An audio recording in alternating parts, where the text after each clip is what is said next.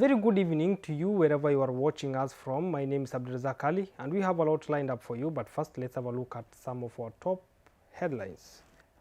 Prime Minister Hamza Barre arrives in Kismayo. Somali military sentences Al-Shabaab financier to 10 years. Somaliland condemns Somalia's admission to EAC. 28 perish as boat capsizes amid Al-Shabaab denial of passage in Somalia flood crisis. Welcome back. Now, the authorities of the breakaway region of Somaliland on Saturday condemned Somalia's admission to the East African Community on Friday, saying that the government of President Hassan Sheikh Mohamud has no legitimacy to represent the breakaway region in regional and international organizations. The self-declared Republic of Somaliland has strongly condemned Somalia's recent entry into the East African Community, viewing it as an infringement on its sovereignty, according to a statement from its Ministry of Foreign Affairs. This development comes as Somalia, following a decade-long effort initiated in 2012, joined the EAC, expanding the bloc's market to over 300 million people. Despite declaring independence in 1991 and establishing its own government and democratic institutions, Somaliland remains unrecognized internationally, creating ongoing tensions. Somaliland's government is also calling for international recognition of its status.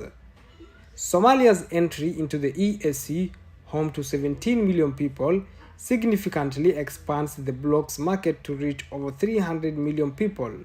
Somalia's President, Dr. Hassan Sheikh Mohamud, present at the EAC summit in Tanzania, conveyed his optimism through his chief economic advisor, stating that this moment is not just a culmination of inspirations but a beacon of hope for a future full of possibilities and opportunities.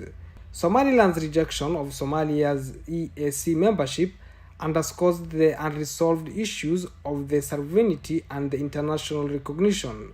As the East African Community moves forward with its newest member, observers and stakeholders will closely monitor its impact on regional trade, security and diplomatic relations, particularly in light of Somaliland's unresolved status and its implications for regional politics. Now, a delegation led by the Somali Prime Minister Hamza Abdi Barre arrived in Kismayo in Jubaland State to assess the humanitarian situation resulting from the El Nino floods and to accelerate the anti-Al-Shabaab fighting. A delegation led by Somali Prime Minister Hamza Abdi Barre arrived in Kismayo on Sunday to assess the humanitarian situation resulting from the El Nino floods and to accelerate anti-Al-Shabaab operations. Jubaland State President Ahmed Islam Madobe, along with the vice presidents and speakers of the regional parliament, warmly welcomed delegation at the airport. According to the federal government, the Prime Minister's visit to the Jubaland is aimed at observing the humanitarian impact of the El Nino floods, expediting the second phase of the operation to eradicate the Al-Shabaab, launching development projects and strengthening cooperation between federal and state agencies in Jubaland. Jubaland's Gedo region is among the areas severely affected by the floods caused by El Nino rains, where several people have been killed by Juba River flooding. The Somali National News Agency reported on Saturday that the number of people killed by floods from heavy rains in Somalia has risen to nearly 100. Somalia's military has sentenced Hashi Garad Ali to 10 years in military prison for extortion funds. Alin, who joined the Al-Shabaab group, who was found guilty of overseeing the finance of the Al-Shabaab group. Somalia's military court has sentenced Hashi Ali Garad Alin Yahye to 10 years in prison for managing Al-Shabaab's extortion funds. Alin, who joined Al-Shabaab in 2013, was found guilty of overseeing the finances in several districts within the Mudug and Galgaduud regions.